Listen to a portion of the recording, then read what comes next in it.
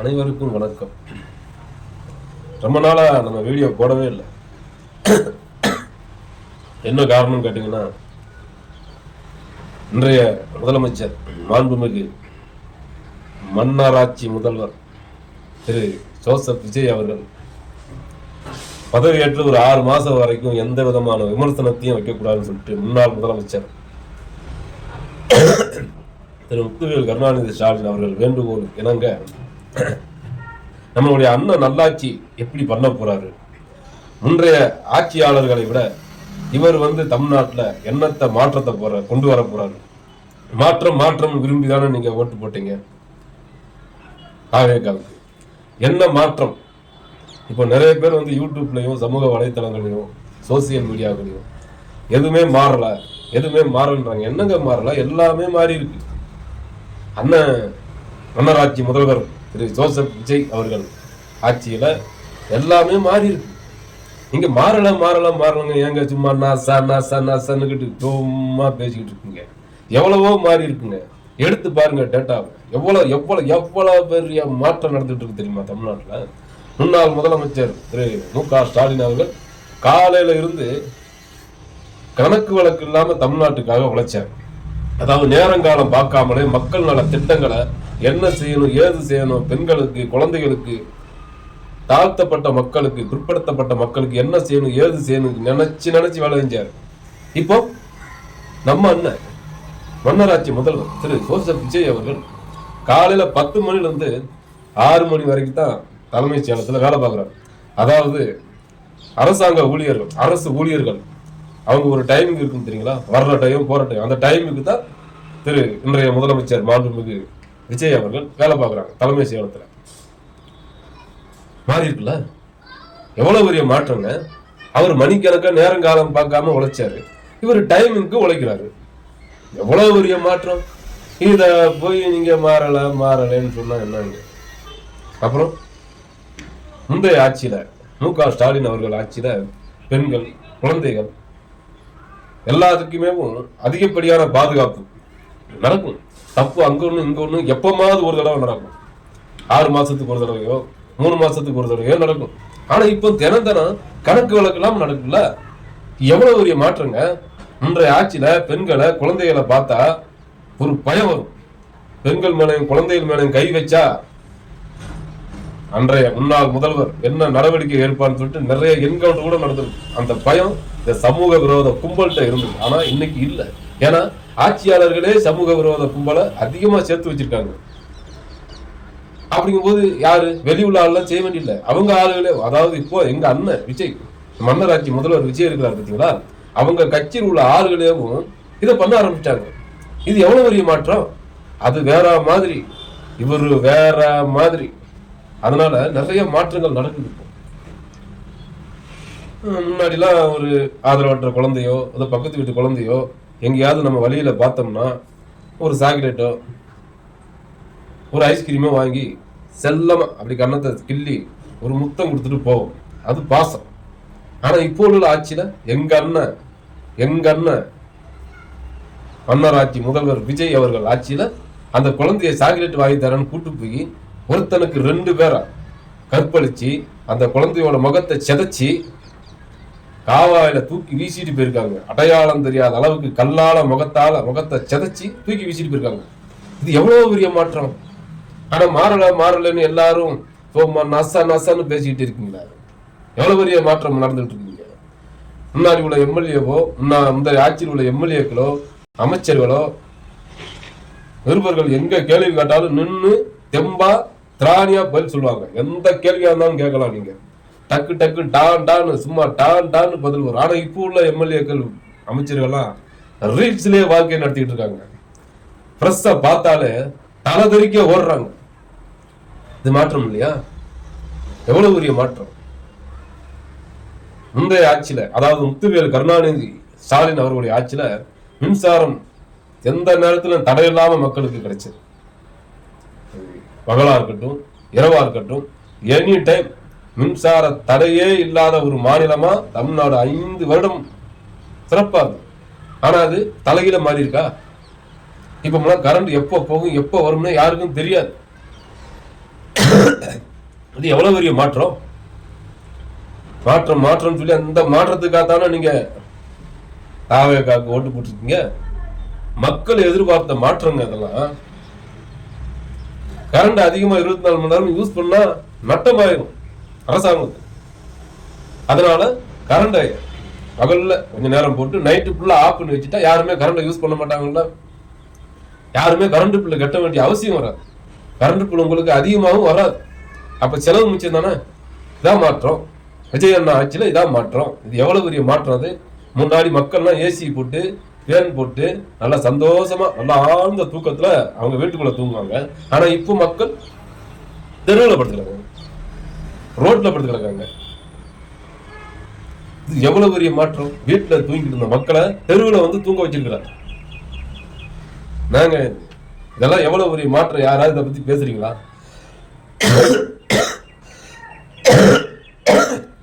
ஒவ்வொரு நாளும் மாற்றம். அன்றைய ஆட்சி முன்னாள் முத்துவேல் கருணாநிதி ஸ்டாலின் அவர்களுடைய ஆட்சியில் அமைச்சர்கள் எல்லாமே அறிவாளியா இருந்தாங்க. ஆனா நம்ம அண்ணன் மன்னராட்சி முதல்வர் திரு ஜோசப் விஜய் அவர்கள் ஆட்சியில எல்லாமே மங்குனி அமைச்சர்களா இருக்காங்க. இந்த அமைச்சர்கள் இடத்துல எவ்வளவு மாற்றம் பாத்தீங்களா? அந்த அமைச்சர்களுக்கும் இந்த அமைச்சர்களுக்கும் வித்தியாசத்தை பாருங்க. ஒரு நிறைய வித்தியாசங்கள். அன்றைய அமைச்சர்கள்லாம் அறிவாளிகளா இருந்தாங்க, மெத்த படிச்சவங்களா இருந்தாங்க. இன்றைக்கு நம்ம அண்ணன் உங்க அண்ணன் உங்கள் விஜய் அவர்களுடைய ஆட்சியில அமைச்சர்கள் எல்லாம் இங்க பார்த்தாலே தெரியும் எவ்வளவு பெரிய அறிவாளிகள். மூளை, அதாவது மண்டையில எல்லாம் மூளை இருக்கும். ஆனா இப்போ உள்ள அமைச்சர்களுக்கும் எம்எல்ஏகளுக்கும் உடம்பெல்லாம் மூளை. தலையில இருந்து வயிறு, தொடை, கால், குதிக்கால் வரைக்கும் மூளை இருக்கு. அப்படியேப்பட்ட ஒரு அறிவார்ந்த அமைச்சர்கள் கொன்ற ஆட்சி உங்கள் விஜய் அண்ணனோட ஆட்சி. எவ்வளவு பெரிய மாற்றம் இது. நிறைய மாறி இருக்குங்க. எல்லாமே மாறிடுச்சு. முன்னாடிலாம் திருவள்ளுவருக்கு அதாவது வெள்ளை உடை தான் போடுவாங்க. அது திருவள்ளுவர் தினமா இருந்தாலும் சரி, எதுவா இருந்தாலும் சரி, திருவள்ளுவருக்கு வெள்ளை உடை தான். ஆனா இப்ப திருவள்ளுவருக்கு காவி உடைய போட்டாங்கல்ல. முன்னாடி திருவள்ளுவருக்கு காவி உடைய போட்டா அந்த முத்துவேல் கருணாநிதி ஸ்டாலின் எனும் மகத்தான மனிதர் அப்படியே வெகுண்டு எழுதுவார். எரிமலை வெடிக்கிற மாதிரி வெடிச்சு செதறுவார். ஆனா உங்களோட விஜய் ஆட்சியில நோ கமெண்ட், எதையுமே பேசுறது கிடையாது. பதவி ஏற்ற அன்னைக்கு பஞ்சு டைலாக்கு, நெஞ்சு டைலாக்கு, குஞ்சு டைலாக் எல்லாம் பறக்க விட்டாருங்க. அதுக்கப்புறம் வாயை திறக்கவே இல்லை. இது எவ்வளவு பெரிய மாற்றம். ஆனா அன்றைய முதலமைச்சர் முன்னாள் முதலமைச்சர் முத்துவேல் கருணாநிதி ஸ்டாலின் டெய்லி பேசிக்கிட்டு இருப்பாரு. மக்களுக்கு ஏதாவது கருத்து சொல்லுவாரு. அன்றாட நடவடிக்கைகள், அன்றாட திட்டங்கள் ஏதாவது செயல்படுத்திக்கிட்டே இருப்பார். அப்ப அதை விட இது மாற்றம் தானே. எந்த செயல்பாடுமே கிடையாது. 6 மணிக்கு போனா நம்ம அண்ணன் இப்போ முதலமைச்சர் வீட்டுல அடைஞ்சிக்கிறாரு. இது பெரிய மாற்றம் தானே. அப்படியே மாற்றம் இல்ல, மாற்றம் சும்மா நசா நசா நசா நசான்னு பேசிக்கிட்டு இருக்கீங்க. எவ்வளவு பெரிய மாற்றம் தமிழ்நாட்டில் நடந்துகிட்டு பாருங்க. மக்கள் விரும்பிய மாற்றம். இந்த மாற்றத்துக்காகத்தான் மக்கள் வந்து தாவேகாவுக்கு ஓட்டு போட்டுருக்காங்க. திமுக அதை விட பெரிய மாற்றத்தை கொண்டு வந்துருவாங்க. என்ன பெரிய மாற்றம்னு தெரியல.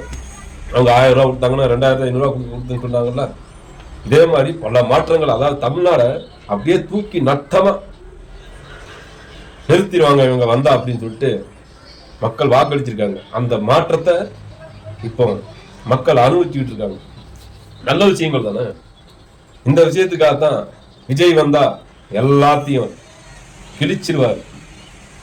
நல்லாதான் சொல்றேன். விஜய் வந்தா எல்லாத்தையும் தூக்கி நட்டமா நிறுத்திடுவார். கிழிஞ்சதை பூரா தச்சிருவார். மொத்தத்துல கிழிச்சு தச்சிருவார் அப்படின்னு சொல்லிதான் மக்கள் வந்து ஓட்டு போட்டிருக்காங்க. நிறைய பெரிய மாற்றங்கள் நடந்துகிட்டு இருக்கு. இன்னும் என்ன மாற்றங்கள்லாம் நடக்க போகுதுங்கிறத பொறுத்திருந்து பாருங்க. ஏன்னா நீங்கள் விரும்பிய மாற்றம். அன்றைய ஆட்சியில, முன்னாள் ஆட்சியிலாம், முன்னாள் முதல்வருடைய ஆட்சியிலாம் காவல்துறையை கண்டா நமக்கு பயமா இருக்கும். ஆனா இன்றைக்கு நடந்துகிட்டு இருக்கிற ஆட்சியில காவல்துறை கையவே உடைச்சிடுறாங்க. இது எவ்வளவு பெரிய மாற்றம். நம்மலாம் காவல்துறை பக்கத்துல நெருங்குறதுக்கே பயப்படுவோம். ஆனா இன்றைக்கு என்ன நிலைமை? அது வேற மாதிரி, உங்க விஜய் வேற மாதிரி. காவல்துறை கையவே உடைச்சு போடுவாங்க. இந்த பெண்கள் குழந்தைகள்லாம் பாதுகாக்கிறதுக்கு சிங்கப்பெண் அதிரடி படை அப்படின்னு இன்றைய முதலமைச்சர் மன்னராட்சி முதல்வர் திரு ஜோசப் விஜய் அவர்கள் ஒரு திட்டத்துக்கு கையெழுத்து போட்டார். இதான் நடைமுறை கொண்டு வர, அதோ நடைமுறை கொண்டு வரேன்னு சொல்லிட்டு 2 தடவை கேன்சல் பண்றாரு அந்த சிங்கப்பெண் அதிரடி படை. இதுல என்ன ஒரு பெரிய விஷயம் கேட்டீங்கன்னா, அந்த சிங்கப்பெண் அதிரடி படையை பார்த்தா சமூக விரோத கும்பல் பயந்து நடுங்கணும். அந்த அளவுக்கு டெரரா இருக்கணும் அந்த பெண்கள் படை. அப்படின்னா தான் குற்றங்களை தடுக்க முடியும். ஆனா தூத்துக்குடியில அந்த சிங்கப்பெண் அதிரடி படை பெண் காவலருக்கேவும் பாலியல் சீண்டல் தொந்தரவு கொடுத்திருக்காங்க. அதே டிபார்ட்மெண்ட் வேலை செய்யற ஒரு அதிகாரி. எவ்வளவு பெரிய மாற்றம் அது! பெண்களையும் குழந்தைகளையும் பாதுகாக்கின்ற சிங்கப்பெண்கள் அதிரடி படையோட பெண் காவலருக்கேவும் பாலியல் தொந்தரவு கொடுத்திருக்கிறாரு அதே டிபார்ட்மெண்ட் வேலை செய்யற ஒரு அதிகாரி.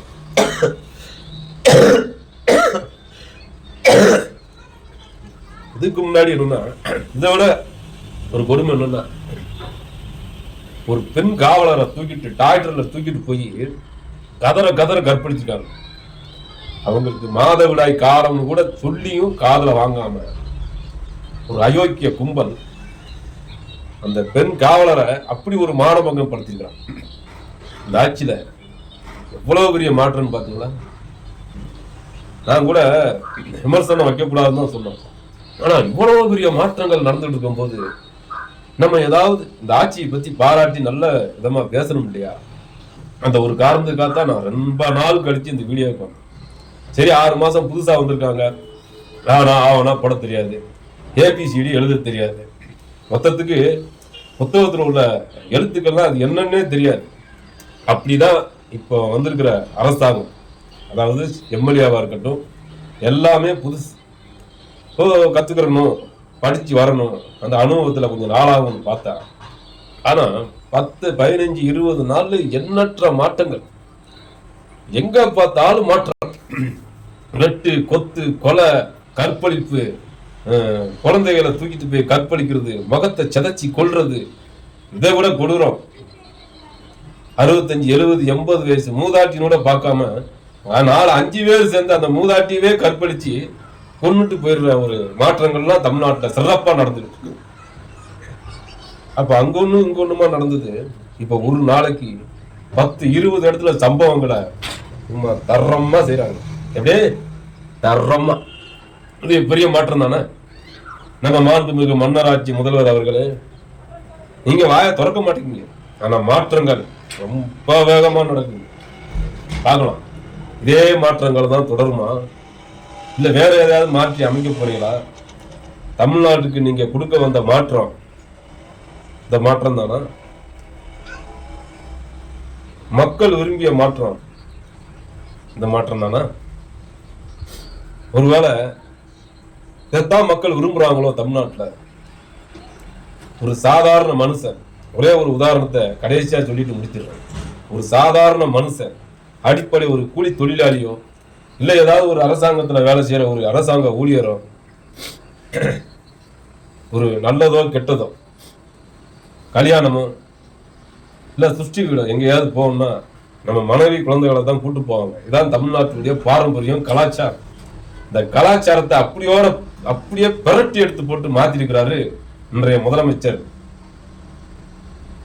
ஜோசப் விஜய் அவர்கள்.